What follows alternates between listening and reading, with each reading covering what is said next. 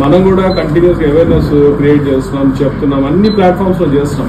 Public తోటి regular గా interact, మామూలు ఫిజికల్ ఇంటరాక్షన్ ఇన్ సెన్స్ వాళ్ళతో వెళ్ళి పర్సనల్ ఇంటరాక్షన్ లెవెల్లో చెప్తున్నాము. సోషల్ మీడియా ప్లాట్ఫామ్స్ లో చెప్తున్నాము. ఇదిగో ఈ ప్రెస్ మీట్ లో ఆర్గనైజ్ చేసినప్పుడు చెప్తున్నాము, టీవీలో చెప్తున్నాము, రేడియోలో చెప్తున్నాం, అన్ని చోట్ల అందరూ చెప్తున్నారు పోలీస్ ఆఫీసర్స్. అయినప్పటికీ కూడా ప్రజలు ఇంకా ఇక ఏదో వస్తుంది, ఎక్కడో డబ్బు వస్తుందన్న ఇదిలో పోయి చేస్తాం. దయచేసి అందరికీ నేను విజ్ఞప్తి ఏమిటంటే ప్రజలందరికీ కూడా ఎవడో కానీ ఊరికే మనకు డబ్బులు ఇస్తాడనో, లేకపోతే ఇది మారిస్తే మీకు ఇంకొంత ఎక్కువ డబ్బులు వచ్చేస్తాయని చెప్తే దయచేసి నమ్మకండి.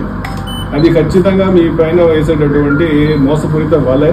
మీరు దాన్ని కానీ అర్థం చేసుకున్నట్లయితే ఈ నేరాలన్నీ కూడా చాలా వరకు మనము ప్రివెంట్ చేసేదానికి అవకాశం ఉంది. ప్రజల్లో అవగాహన అనేది చాలా చాలా చాలా అవసరం. ప్రజలు కానీ కొంచెం దీన్ని అర్థం చేసుకొని వాళ్ళు కానీ కొంచెం తెలివిగా, కొంచెం బాధ్యతగా వ్యవహరిస్తే మనకి ఇటువంటి మోసగాళ్ళ బారిన పడకుండా ఈ మోసగాళ్ళ ఆటలు కట్టడి చేయడానికి సాధ్యపడుతుంది.